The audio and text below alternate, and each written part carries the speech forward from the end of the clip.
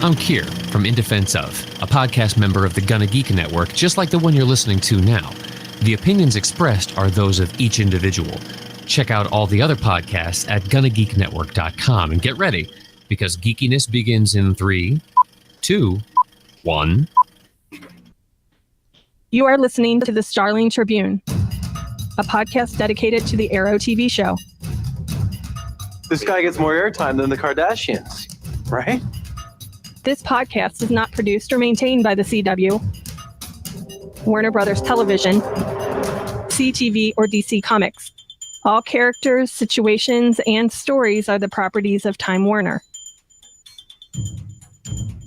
I am the Oracle, and this is your Tribune. Welcome back to Earth 2's favorite newspaper, the Starling Tribune. I am the chief editor tonight. My name is SP, and I have a couple of other reporters for this episode number 194 of the Starling Tribune. We're going to start off with Chris. You're lucky you don't work for me. True, and I'm glad you work for me. And Michelle.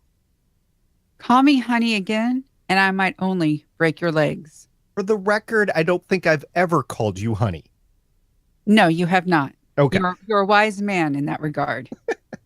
This podcast is recorded on Sunday, April 22nd, 2018, live via geeks.live. That's right, SP, and this evening we'll be discussing Arrow, as well as news, interviews, articles, and announcements that have dropped in the last week that could and very well will impact future episodes of Arrow, as well as the greater universe, including shows like The Flash, Supergirl, Legends of Tomorrow, Vixen, Constantine, and who knows what else they're going to add. If you're new to the show, thank you for searching us out on the internet and joining us. After the show, you can check out our content at GonnaGeek.com. We can also find other geeky videos, podcasts, and articles. Thanks, guys. I think we're done with the introductions. I think we need to get into the meat of the episode. So, Michelle, why don't you break down the episode for us? Sure thing. This episode is called The Dragon. It's season 6, episode 19. It aired Thursday, April 19th, 2018. Directed by Gordon Bierhul, who has done 4 episodes of Arrow and 2 of Andromeda. And written by Elizabeth Kim, who's written 2 Arrow and 4 Freedom Fighters, The Ray. And Spiro Sketsos, who's done 3 Arrow and 3 Grimm. Now, I did watch all the episodes this week on the CW app, and I did see a commercial for Freedom Fighters, The Ray. And it was an interestingly done commercial where it said that the heroes on your Earth are not the heroes on Earth X. Dun, dun, dun. Yeah. But it was, and then in comes the Ray and he's saving the day and that sort of stuff. So it's pretty cool if you haven't checked it out on the CW seed. So this episode aired last week, of course, as did 3 other DC CW TV shows, and started off with the return of Supergirl on Monday night, the 16th of April, with a live rating of 1.91. And that's a little low for Supergirl. The title of the episode, I thought was a great pun, Shot Through the Heart. Of course, talking about the shot that's, on the show, SCHOTT. And it was the 14th episode of the 3rd season. On Tuesday, there was a full slate of Flash and Black Lightning. Flash, with their 18th episode of the 4th season, Lose Yourself, had a live rating of 1.88, and maybe we'll talk about that later. It really didn't resonate with me. On Tuesday, Black Lightning had their season finale. It was the 13th episode of the 1st season, Shadow of Death, the Book of War, to a live rating of 1.68. And then Thursday, the 19th of April, Arrow aired The Dragon, which had a live rating of 0.96. Now, if you round up, it's 1, but it's still 0.96. And to our knowledge, there was no preempting for any sports games that we know of or national emergencies. So that's kind of a disappointing rating. Yeah. I mean, it's like the last time we had that 0 with Brothers in Arms, it had that live rating of 0.87, but it had that like weird sports thing in some areas. The Live Plus 7 ratings for that came in, and it came to a total of 1.74. However, that is the lowest Live Plus 7 of the season. sounds like it's very difficult to recover from a sub 1 live rating. So do we think it has anything to do with the fact this is the first episodes that have aired since the changing of the guard when it comes to showrunners has been announced, or is that just a happy coincidence? I'm wondering if they've heard that it's been renewed and they're like, oh, we're not leading up to some sort of like series finale, and it's going to be on Netflix anyway. So I don't have to worry about it not finishing, so I can just wait. I think some of it might go back to the fact that we are entering into final season. Believe it or not, mid-April is when finals start in colleges. Not all of them, just some of them. So I think there's some of that. I think there's some of the weather is finally turning in some parts of the country. So you got people outside doing stuff. So I'm not shocked and surprised about the low rating. I wouldn't think it would be this low.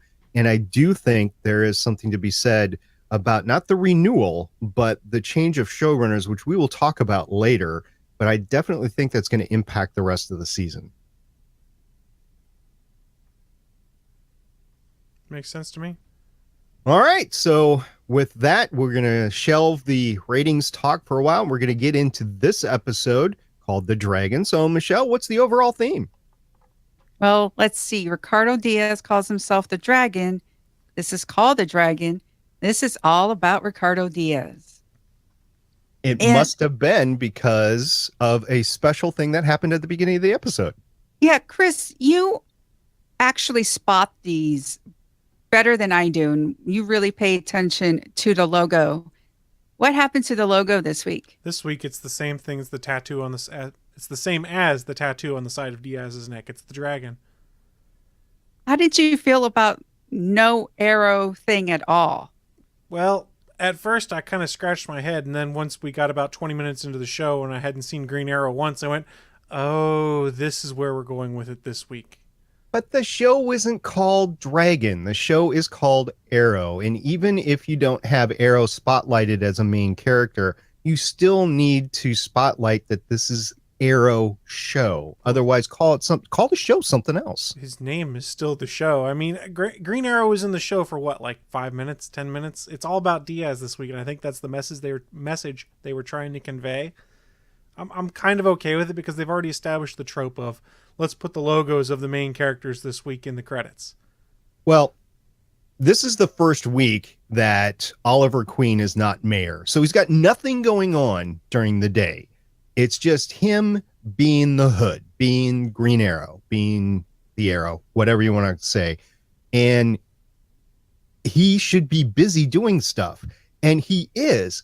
But, judging by what's happening in this episode, whatever he's doing is totally not important. He's having a really bad week because in the end of the episode, what he does doesn't really even matter to the criminal enterprises. Right. I think that's part of what we're seeing this season is most of what he's been doing doesn't really matter to the criminal enterprises. They're so far behind everything. Hey, there was that great scene where we see the Green Arrow blow stuff up, and kudos to Stephen Amell's body double, stunt double, and the second unit team. That explosion looked really cool on the TV in the show. It did indeed. I was thinking about that, and yeah, it was just showing that the Hood was out there doing something. I will go back to calling him the Hood because that's what he wants to be doing right now. He wants to be the lone wolf, so I'll just call him the Hood. There were some important fights that happened in the criminal enterprises, two in particular that I can think of, and we get to see those, which were good. But you had a lot of, unfortunately, wig action going on with Laurel. So you knew it wasn't her.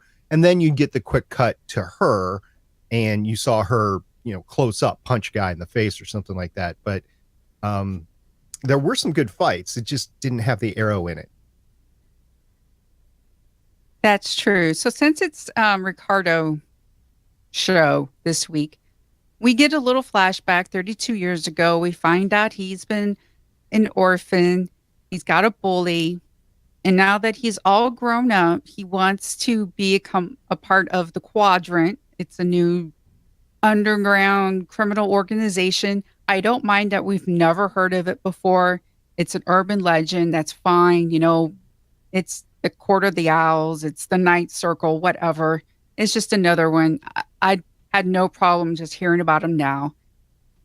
And it's interesting that this takes place in Bloodhaven, that we're not even in Star City this week. It's in Bloodhaven. I thought that was interesting. It was a nice callback to having had Bloodhaven references in the first couple seasons. And if you've read the comics, when Nightwing went to Bloodhaven to go out on his own, it was a dirty, disgusting, nasty city run by crime empires where arguably you would have somebody like this set, or some organization like this set up, because it's the perfect place to have a criminal enterprise based out of.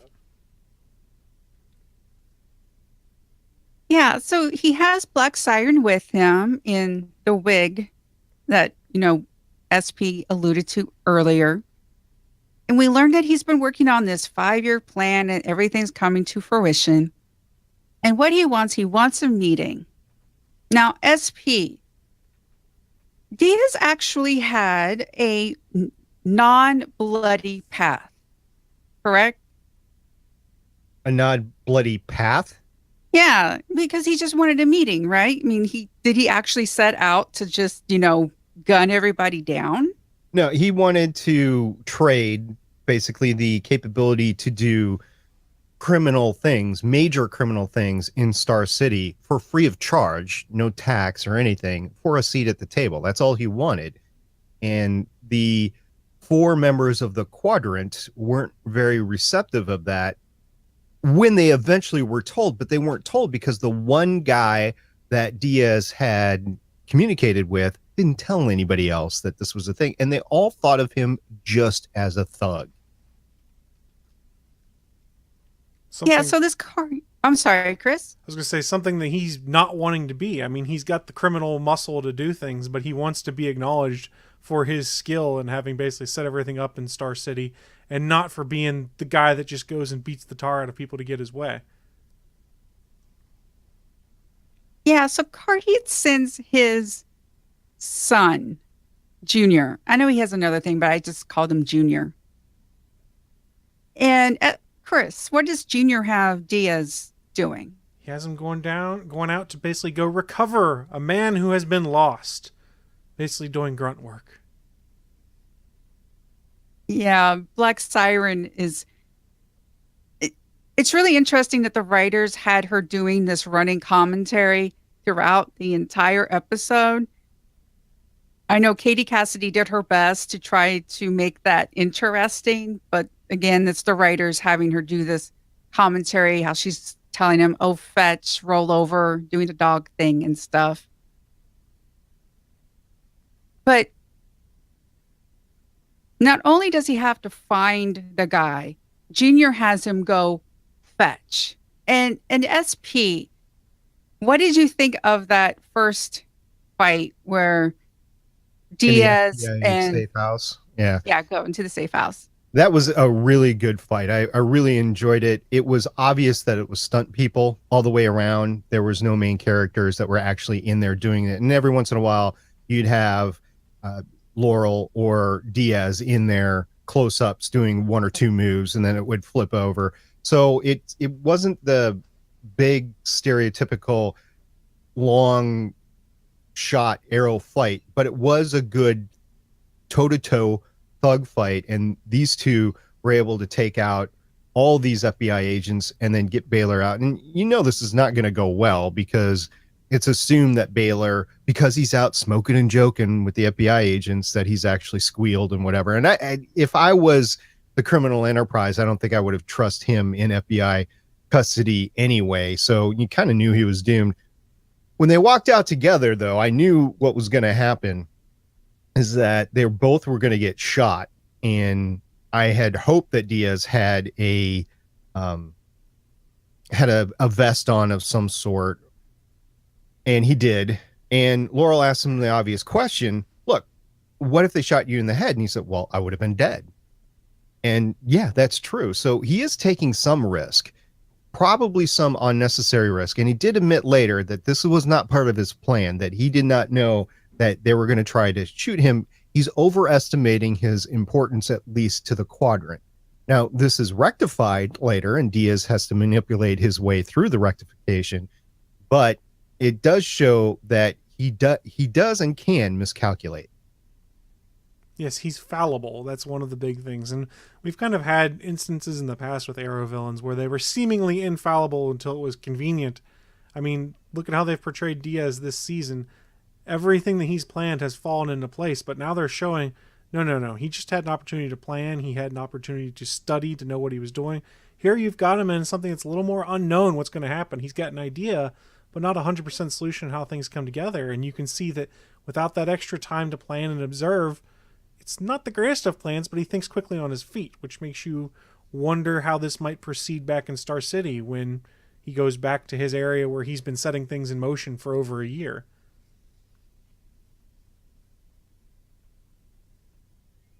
Yeah, he does think on his feet. And one of the reasons why he's able to is because of Black Siren. Because she actually says, well, how come you didn't bring backup? And he looks at her and he's like, I did. And Good it's line. interesting.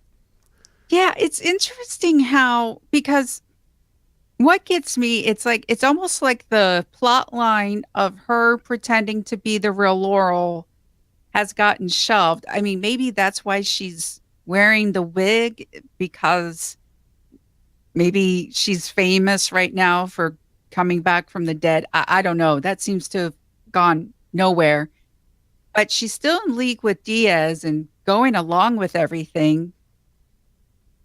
So it's just interesting to notice that plot line, I have no idea where that plot line went for this episode. Well, But, we you did know- get to see a little bit at the end where she says, I didn't think anybody was supposed to know Laurel was working with the dragon. So there was a nod to it, but it was all the way at the end of the episode. And quite frankly, this is all the way at the end of the season. I would have loved to have gotten a lot of this background of Diaz, including his time at the orphanage, and flashbacks throughout the season. I know that would have kind of minimized Caden James and Michael Emerson's role in the early part of the season, but they could have done as I said before, they could have done flashbacks with him too. He's really good at it from his time with the other two shows that he's done of note, like Lost and the AI show, which is the name of it is Person of Interest. First interest. Yes. So I think the loss of the flashbacks this year, while I understand why they were trying to move away from that, I think that was a loss in this entire season, and it really shines in this particular episode, and it shined in the last episode that Michael Emerson did as Caden James as well. I think once the dragon was revealed as the bad guy, that's when they should have started delving a bit into his past, so that we could better understand his motivations. I think I understand what they were trying to go with, which was, Ricardo Diaz, he's this mysterious guy, we don't understand things. But the problem is, and I'm not trying to be super critical, and I know it's going to come off that way, we're on episode 19. We're just now beginning to understand the villain here. And if you go and look at the previous seasons of Arrow, you tend to understand the villain's motivations and things like that much earlier on. Yes, I know we had a twist where Diaz was pulling the strings behind the scenes and we didn't know he was the big bad, but that reveal was what, the mid-season finale? Somewhere around there. We've had a lot of time where we could have started learning more about the character, and I enjoyed learning more about the character. Like SP said, I think sprinkling some of these flashbacks in earlier in the season might have helped out, because at this point I'm like, okay, you've established all of these things with Team Arrow breaking up, Oliver going off on his own, and we're not going to touch any of that this week other than a brief interlude. We're going to talk all about the dragon. It felt a little jarring to me. Especially when it's Quentin's first week on the job as mayor. Right, good call, good point. I know, we didn't even get to see him swear in. Well, Diaz does think quick on his feet, and he goes back to Junior. And he gets Junior. And Chris, what does Diaz do with Junior? Well, he kind of just beats the ever-living tar out of him at this point, if I recall correctly, when he finds out that, yeah, you tried to kill me. I don't react quite well to this. And then also finds out that, yeah, none of this ever progressed how I wanted it to. So basically, he just beats the location of the quadrant out of him. And then I really liked because then he beats him up, he takes him, uses him as a bomb. Which is pretty sweet. That was really cool. And we actually got a lot of Black Siren action. We actually got to see her full meta power. When she screams, they actually show a guy getting like impaled by a table leg. Yeah. That's pretty cool. Yeah, reminding us, just how powerful she is. She knows how to take down buildings. Yeah, let's remember, this is a Laurel who's been a criminal for many years on her Earth that has had to be involved in many kinds of street fights and beating and beatdowns and things like that. So she can fight. She's got to be careful on how much she uses her powers now. Like, she could have taken down that whole building to begin with, but she didn't. And she didn't because she has to maintain her cover as a Laurel, even though this is another city. If a building came down because of sonic disruption, there is only a few people that we know of, at least, that are known to the media that can do this sort of thing, and they would have started to finger her. And so she couldn't take the building down, and she had to be more surgical. Well, she also couldn't take the building down because the quadrant was in there. And if she killed the quadrant, that would have ruined Diaz's plan to become part of the quadrant. He would have been the quadrant then, though. But they wouldn't know how to take over for them. They don't know how to reach out to the contacts and get things going. They would have killed them, and there would have been a vacancy at the top, but no way to connect to those on the bottom. Yeah, we don't know who their second in commands are, because apparently the quadrant controls crime from coast to coast in the United States. That's why it's the quadrant. I guess they've divided the country into fours. So we don't really know what networks they have, who their second in commands are.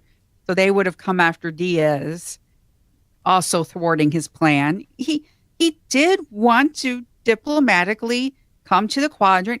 Hey, I've done all this hard work in Star City. I have everything under control. It looks like chaos, but it's my chaos. I am the king of this chaos.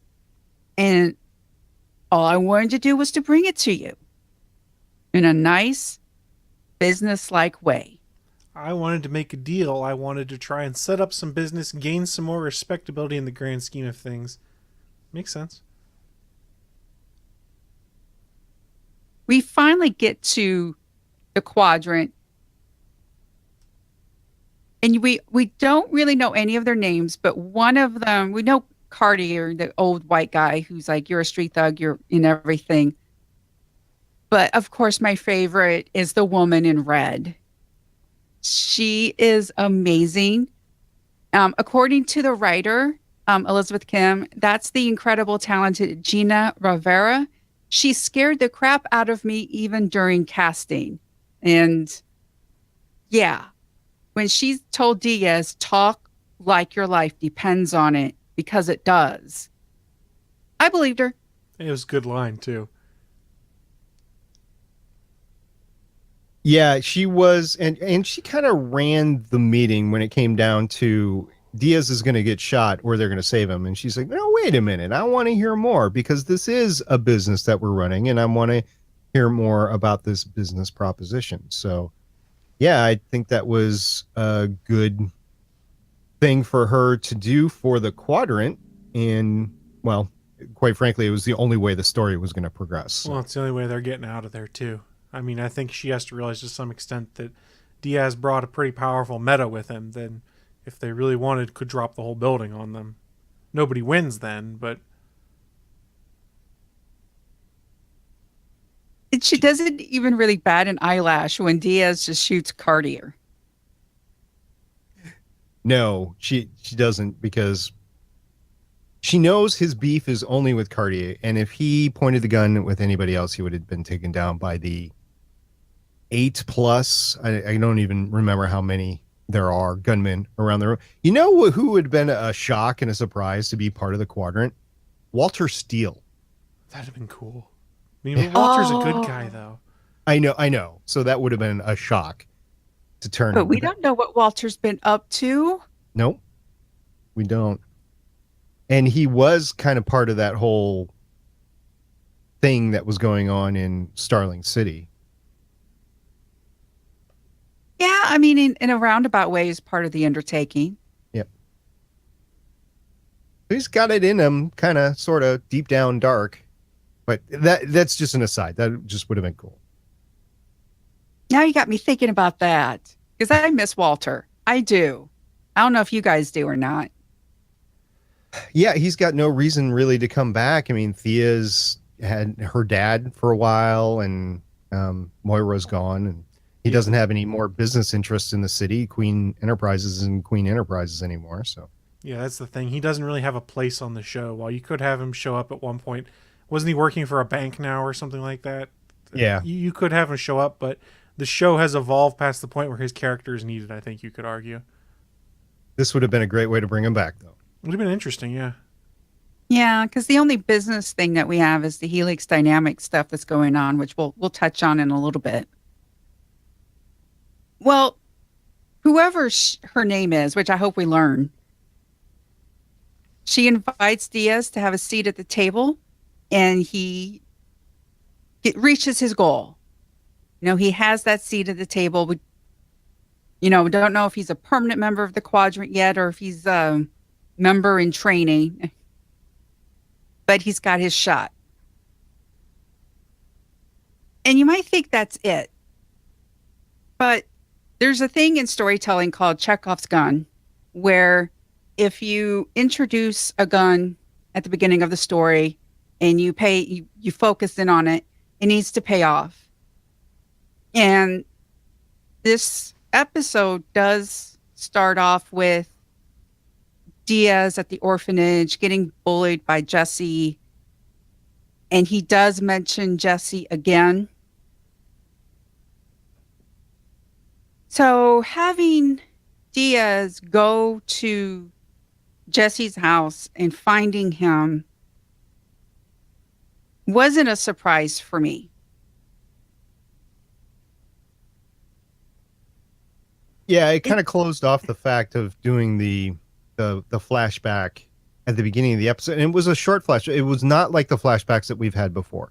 Because the flashbacks that we've had before in this series run throughout the episode and they mirror what's going on in the episode. This was just an origins flashback, and that was it. It was one flashback, and then we move on with the rest of the story, and we never go back to it other than the picture is referenced that it's half burnt. I have an issue with how this episode ends with Diaz. I had a Jesse growing up. I had this one girl who focused in on me in elementary school. It got worse in middle school because she got other people to join in on picking on me and things like that. And I know right now, I know what she looks like. I know her name. I know all the other people. And I know they don't know who I am. And that's one of the things that sucks about being a target of a bully. They take a toll on you. But I've had to learn how to deal with that anger. And how if you obsess about them, like I haven't gone to look for them on social media or anything like that, because that takes time away from me, from other wonderful things I could be doing and all this type of stuff. We know Diaz is a bad guy. We already know this. Him taking Jesse up to the roof, I didn't have a problem with. Then he pours on the lighter fluid. And it's like, I'm like going, okay, he has spent this entire episode trying to prove that he's more than a street thug.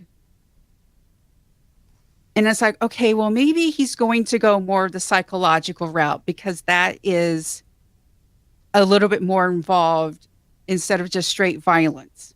So pour the liquid on him, have the lighter, and go, I've thought about this moment. Maybe I'll burn you. Maybe I won't. you know what? I don't do it tonight. Maybe one day I'll visit your kids who go to Bloodhaven Elementary School, or to your wife, Linda, who works at the diner at 4th and Main. And he could tell Jesse, like, he knows all these things about him, and could have threatened him that way. Because Jesse's a regular guy now. He would have peed his pants because he's tied up. He has lighter fluid on him. He knows he's in danger. But then just to like burn the guy alive. Well, as soon as he saw Laurel without the wig, plain old Laurel Lance, He was toast then. yeah, I knew he was dead. I didn't know he was going to get burned, but I knew he was dead.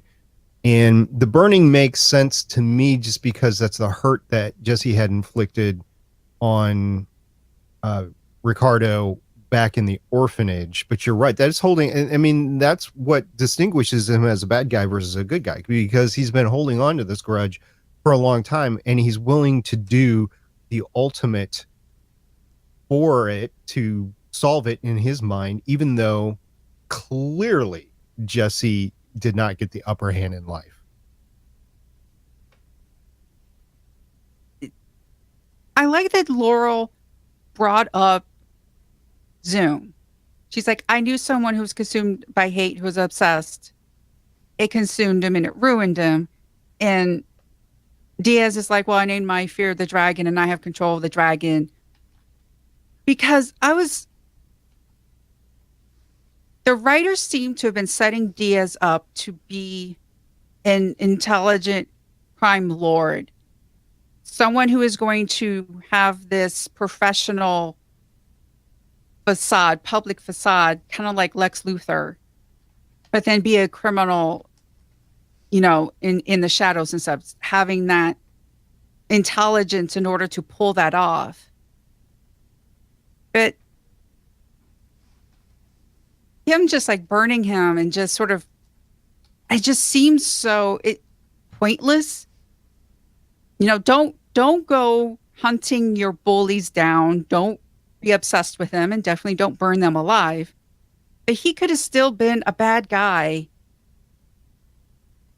without doing that. I don't know if it's also that, and if it's also a Laurel trigger. Because that was another thing when I rewatched the episode. The camera did focus in on her. I think it's a little bit of both. I think it's in part to be like, hey, this guy's a bad guy. We told you how bad he is. This is how bad he is. And it's an easy way narratively to express the fact is that he lights a guy on fire that tormented him. But more importantly, we've seen Black Siren waver back and forth. This season's been a lot about, can she be redeemed? Is she redeemable? You start to see her wavering towards what Diaz is doing. And I think part of it is, yes, that Laurel has killed, and probably killed fairly regularly, but she doesn't kill for fun.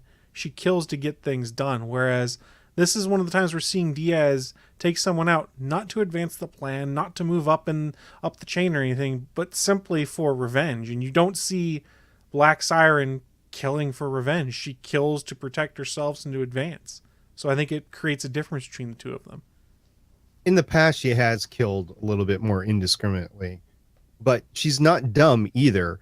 And for Diaz to have to lead her through what he's doing, and then all of a sudden she gets it. Like, they had the one talk, and I can't remember the dialogue, but basically he said, well, I took care of a city, but now I can be part of the crime lords for a whole continent. And then she gets it. It's like, what do you think he's talking to the Quadrant about to begin with? Yeah, he wants a seat at the table. So that little revelation and that smile on her face, I think, was probably bad writing along the way. Or maybe that was just to indicate to the little kids that watch this show that, yeah, that's really what he's doing. I don't know. Didn't fit for me, though.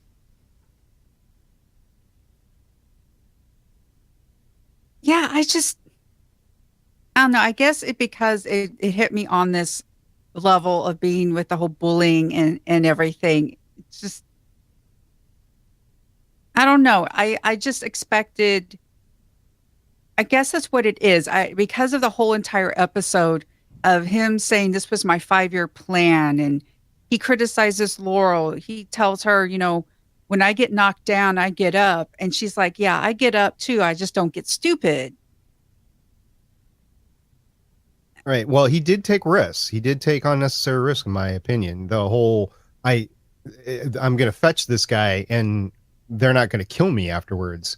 I thought that was not smart. It's also not smart to only approach one of the members of the quadrant. You'd want to approach at least a couple just to make sure that your offer was heard across the table rather than just depending on one proffer. So, yeah, like I said, he's not,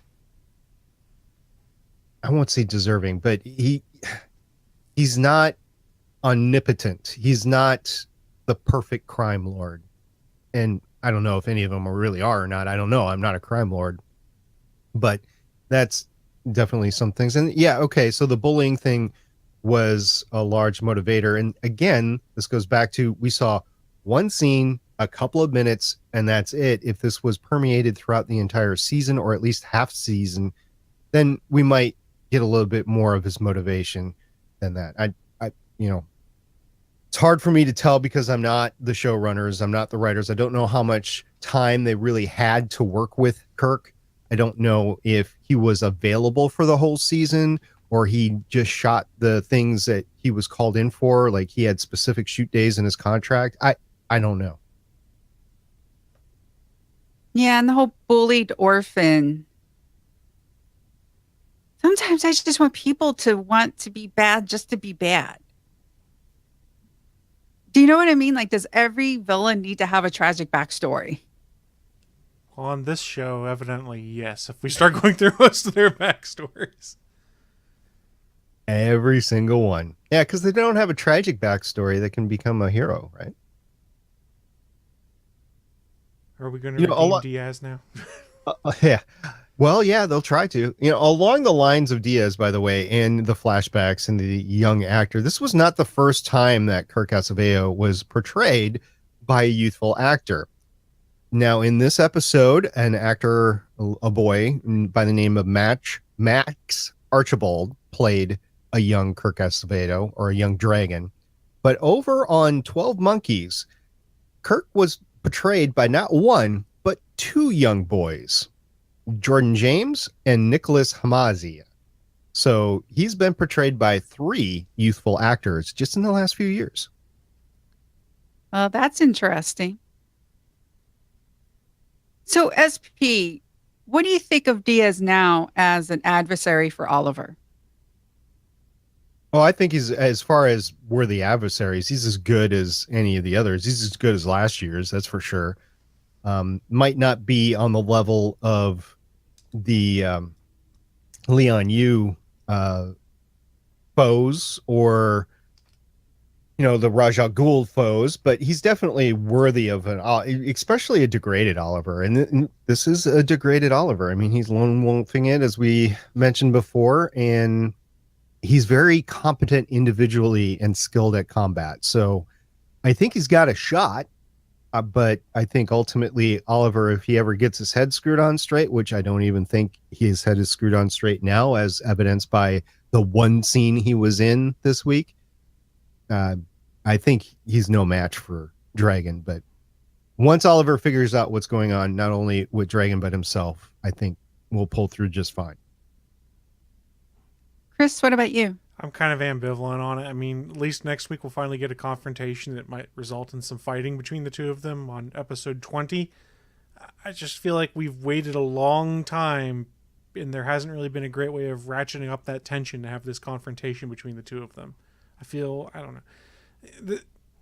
He's one of the weaker of the Arrow villains we've had in the 6 seasons so far. I enjoy the character, but the whole him and Oliver dynamic of wanting to go at each other, it's not really there. He cares more about, I want Star City. Star City's my objective. You're just in the way.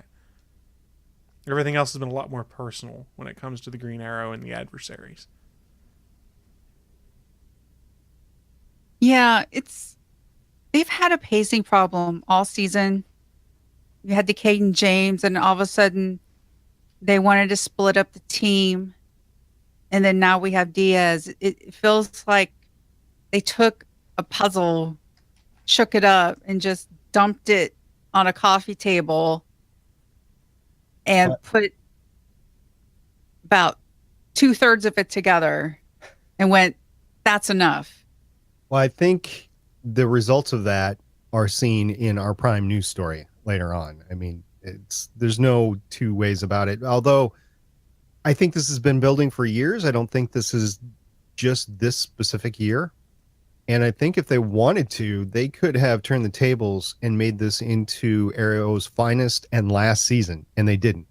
They stretched it and they want to go for something else. And they got it. Okay, so congratulations. You got another season. But there's a catch, and we'll talk about that later.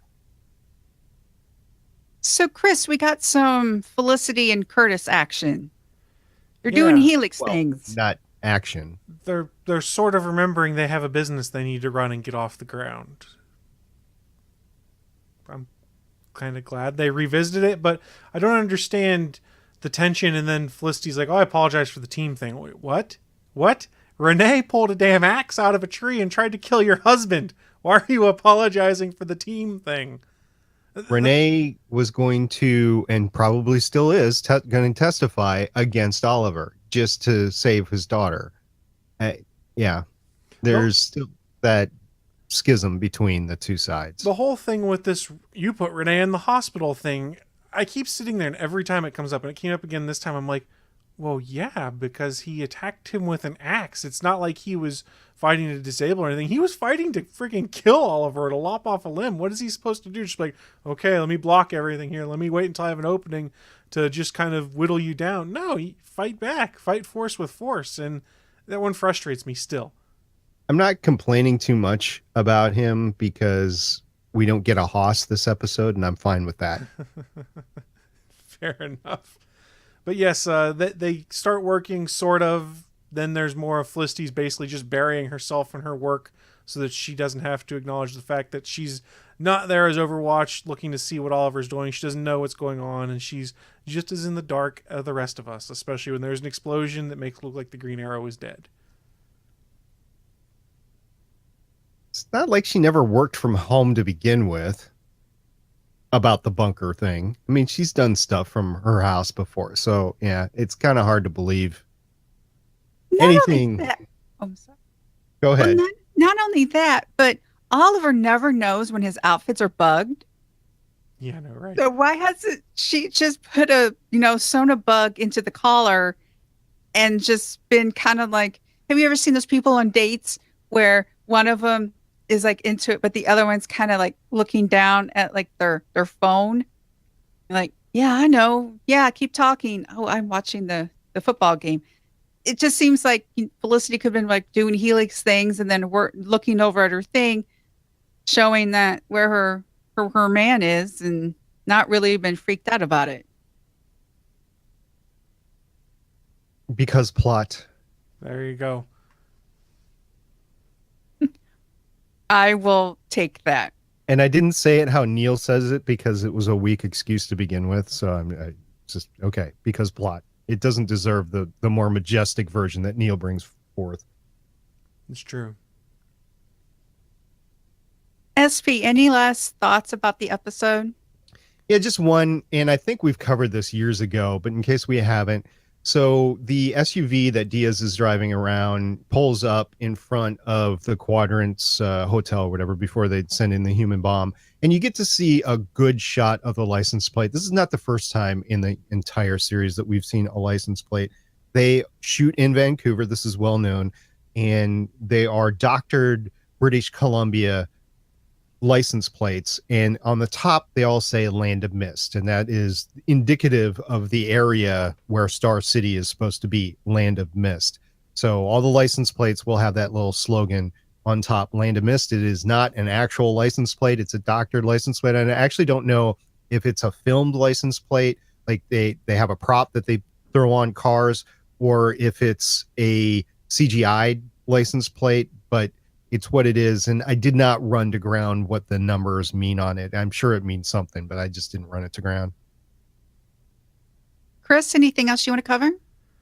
I think I've touched on most of my stuff. It's good to get more backstory on Diaz, but like SP said earlier in the show, I think it would have been better served having it sprinkled in than one dedicated episode to him. That is true. Well, next week's episode is called Shifting Allegiances. It's going to be season 6, episode 20. It will air Thursday, April 26, 2018. Oliver turns to an old friend to help battle Diaz. Meanwhile, Renee is out of the hospital, but has a hard time readjusting to life as Wild Dog. Maybe he can't actually say the word Haas. Like maybe something He of had the a injury. Haasectomy. He just can't form those syllables. God willing. And also Lance discovers something shocking about Black Siren. Like maybe she can make a quiche. Who knows? I want a quiche.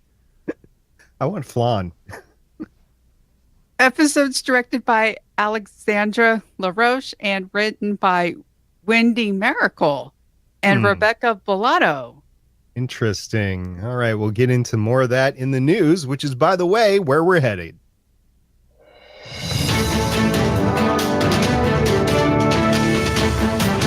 Live from the Starling Tribune main news desk on floor 52 of Starling Tribune Tower, over on Earth 2, it's the weekly news roundup with Chief News Anchor Michelle Ely. And now, Michelle Ely. So there's really only one big news story this week to talk about, and that is the showrunner we kept teasing all show. Arrow. Beth Schwartz named new showrunner.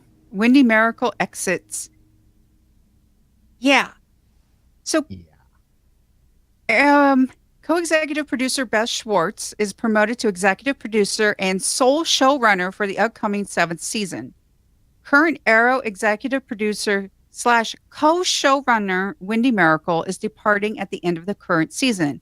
Mark Guggenheim is taking a back seat on the 2 series he co-created and has been executive producing, co-showrunning Arrow and Legends of Tomorrow.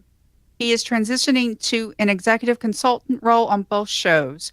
Current Legends co-showrunner Clemmer will become the sole showrunner in the upcoming 4th season. This is interesting to find out that Guggenheim was also the showrunner. I thought Miracle was the only one. So learning that Guggenheim was a co-one kind of explains a few things. Well, maybe. At the beginning of the year, we said that Wendy Miracle was going to be the sole showrunner. I mean, that was the stories they put out there. Them coming out that said Mark Guggenheim has been a big part of the show, but I don't think he was the showrunner for the show this season. I think Wendy Miracle was the sole showrunner. Yeah. But we have Beth Schwartz. So Beth Schwartz has been with the show since 2012. She's written 24 episodes, been the executive story editor on 23, co-executive producer on 30 episodes. So she's been with the series for, ever. What do we think of Beth being the only showrunner next season? I want to step back and I want to say Mark Guggenheim, I think, did a good job for what he did. I think he was hamstrung in all the stories that he brought forward with the DC movie universe. I think the Suicide Squad, and we've seen Deathstroke and a couple other characters that have been pulled back specifically because DC doesn't want them to be used in TV and the movie universe at the same time. So I think Mark did pretty good with what he had. I think Wendy, judging by her performance this year, I think she was in a little bit over her head, and I think she didn't take the show in the creative direction that it needed. Yes, she did an okay job, but she didn't do a phenomenal job. And I'll talk more about what I think about Wendy Miracle as we get to a future news story. Now, Beth Schwartz, on the other hand, whenever a actual episode came up that she was writing, I think I've enjoyed. I'm going to have to go back and take a look at the episode list of everything that she's written. But I always remember seeing her name and thinking, oh, good, it's the episode that Beth has written. And I have enjoyed those for the most part. So far, okay, but I'm going to have to do a little bit more research. There's one thing, and the Arrow subreddit's been very interesting because they're not big fans of neither Wendy nor Mark.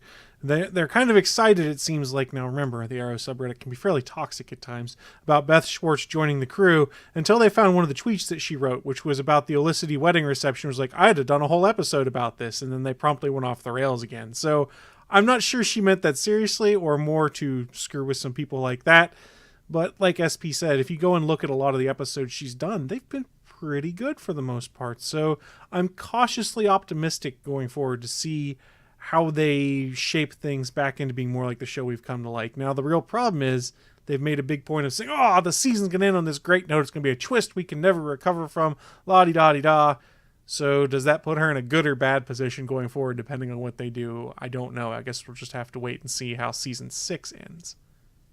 I'm going to start following Beth Schwartz a lot more closely. I'm going to be paying attention. I can't remember if she has a Twitter account or not, but I'm going to be paying attention to that.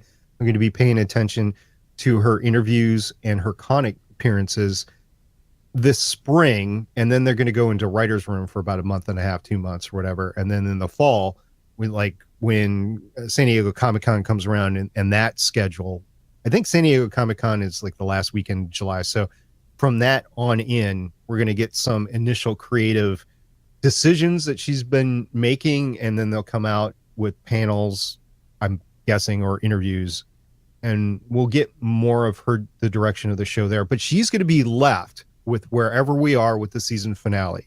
So you have to give her a pass for the first quarter season, maybe half a season, because she's going to have to take the remnants of whatever has happened and then transition. And that will be interesting to see how she does that. Yeah, the real question is, are the fans going to stick around for that? Because I'm not trying to be all negative, but we've seen the ratings have been dipping and dipping. We've got a new showrunner on the horizon, which would be a reason for optimism. But if we go out with a whimper instead of a bang at this season, you've got a whole off season of people getting dismayed by the outcome of the show and what's happening and what happens when the next season starts. How do you bring them back in? There needs to be a hook of some kind so that people who are getting tired of it get drawn back in. So two things. First of all, the rest of the shows are not doing all that great in the ratings right now. And me personally, I didn't care for the 4 of the shows last week. I know a lot of people actually liked the Black Lightning season finale, and Legends of Tomorrow is done, so that's not part of this conversation. But I think across the board, CW is having a little bit of issue with their shows, and I think they need to either coalesce or spring some free and then bolster up what they have. And the other thing is, we don't know how many episodes they're going to have. That has not been announced yet. Very good One point. of the things I'm taking away from this is that it seems either just this season or maybe starting last season, there seems to have been a lot of things. Even if Wendy was the sole showrunner, it seems as though Mark had his finger in there. And when you've got a lot of cooks in the kitchen, a lot of people trying to steer the same ship, it can go off course. And maybe that's been part of the problem. And now if we've got one just for Arrow, there seems to be just going to be one for Legends. Hopefully this is what each show needs, is to go have one focus and one captain and go, this is what we need, this is our vision, and this is how we can stay consistent throughout the entire season. Yeah, but if she fails, that's, even if the ratings are down, if it's a good story, I'll give her a pass, because she's starting from ground zero, really. So if she is able to deliver a good season, that'll be great. But we'll wait and see. I mean, this is unknown as far as a showrunner, so we'll see what happens here. I am optimistic. I am going to give Beth the benefit of the doubt, and I'm hoping that all of them get together over the summer and they sit down with each other and they are honest about what works. There's a reason why, even though Legends doesn't have high ratings, there are reasons why people write about it constantly, because it's fun. There's a good dynamic. They're doing weird stuff. There's a consistent feel to it. Not a lot of people are writing about Supergirl and Flash and not really writing about Arrow in that same way. So hopefully Beth can get Arrow back to that, make him the man I fell in love with. Like, this is who we fell in love with. This is who we married. Put him on the salmon ladder, for crying out loud. Do Yes. it. Do it. Take his shirt off, Beth. Take it off. Well, The Beth, people you have personally, spoken. I want to see you take off Stephen Amell's shirt. yes. Do it, Beth. Take it off. You can do it, girl. Ugh. Okay, so Chris, has Wendy Miracle been unemployed long?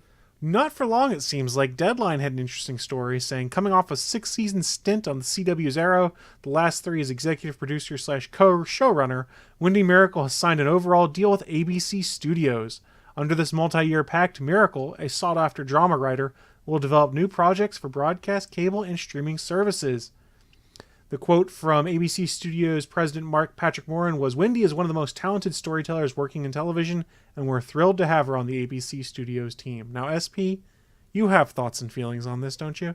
I do. I actually have strong feelings and thoughts on this. So, Michael Bay, he's ruined a childhood franchise of mine called The Transformers, and I will never see another Michael Bay movie in the theater ever again. Won't do it.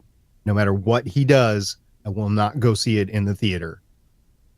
Whatever series Fox, Sci-Fi, and NBC come out with, I will not see first season anymore. I will let that slide, and I will let them get to 3 seasons before I go all in, because they have a history of taking the geek genre shows that I like, ruining them, and driving them into the ground, and by season 3 they're either canceled or worthless. Wendy Miracle, if she indeed was one of the strong architects behind this season, I can't necessarily follow her around. So whatever show she's a part of that she co-creates, or more importantly, if she's a producer or a showrunner on, I'm going to have to step back from that, and I'm going to have to wait and see, because I'm not a fan of what she's done so far with this series. In retrospect, we had high hopes going into it, and we've all had issues. I mean, we are 3 people that used to love Arrow, and now we're searching for reasons to find a love for Arrow, and it's story driven, and she's part of it. So yeah, maybe she just needed to move on to something else, but I'm going to be very cautious about approaching any property that she's a part of. And I think ABC is searching for something here, maybe trying to bring in new blood or something, but I don't think she's going to be the Nirvana that they think she is. There's something to be said for a change of scenery, and maybe that's what it takes here, is that things kind of came into a rut with Arrow and something fresh is needed. I don't know. In all honesty, though, when it comes to me on a lot of these shows, I don't necessarily look at the showrunners first, second, or even third on these things. I'm more looking at whatever trailers come out, what the cast are that are put together, and things like that when I go to make my decision. That being said, really the only thing I watch on ABC currently, I think, is Agents of S.H.I.E.L.D., and I'm super far behind on that, so I really don't think this is going to impact me one way or another. Now, what I wonder is if this is a hire to pick up the gap that you have from Shonda Rhimes getting hired away by Netflix to develop all of the same content she was doing there, but for Netflix. So they're filling a gap. I was going to say that. Great minds You read my think mind, alike. Chris. Yep.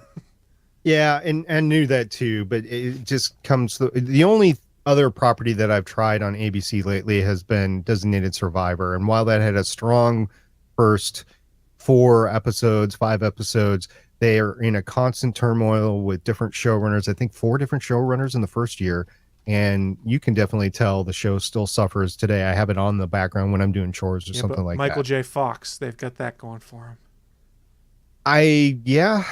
And unfortunately, he's coming in as a strong adversary, so we'll see what happens there. Well, that's about it for the news. As you know, I live tweet this show, and one of the things that I tweeted was I like that Diaz went all John Wick in there, and I had a little gif of John Wick because that was Diaz's fighting style with the gun. I'm like, oh wow, that's so John Wick. Well, James Bamford and Kirk Acevedo like that tweet. So, gentlemen, thank you very much. I appreciate it. Indeed. And thanks for the fight scenes in this episode. And I know I said earlier that they were not Arrow's pinnacle, but they were still good fights to watch and entertaining. Yep, agreed. Yes. Now, Chris, we are part of a larger network, and there are other podcasts on this network, correct? That's right, Michelle. We are part of the Gonna Geek Network. There's about 25 plus different shows in the network that cover a variety of topics. You've got some like us. We're the Starling Tribune. We talk about primarily Arrow and sometimes the greater Arrow universe. But there's things that are much broader in flavor. What I'm trying to say is we've got all sorts of shows over at the Gonna Geek Network you should check out. And while I would love to encourage you to say go check them all out and tell you all about them, we don't have the time. But I do have time to tell you about one show to give you a little taste of it and say, hey guys, maybe you should go check this one out. And I want to talk to you guys about the most recent episode of the Intellectual podcast entitled David and Whitney Catch Up. Intellectual hosts David and Whitney take an episode to catch up on all the things that have happened to the Intellectuals since the start of the year and to congratulate each other on their new successes and on their nominations for the 2018 San Diego Film Awards. So congratulations, and guys, go check out the Intellectual podcast over at GonnaGeek.com.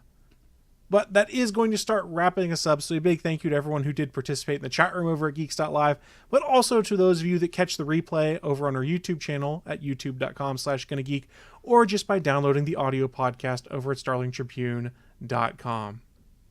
And you can always catch us live as we record at www.geeks.live and chime in with the live chat. That would be great. And we are live at 6 p.m. Eastern or 3 p.m. Pacific on Sundays. We would love to hear from you. We are the Starling Tribune on Facebook and Instagram, at Starling Tribune on Twitter, and you can call us at 612-888-CAVE. That's 612-888-2283. Well, this brings us to the close of another great episode. Any last words before we sign off? At Stargate Pioneer. Hashtag Crime Lord. At the Chris Farrell. Hashtag Hossectomy. And I am at Michelle Ely signing off with Beth, take that shirt off. Oracle, I think we're done here. This was the Starling Tribune.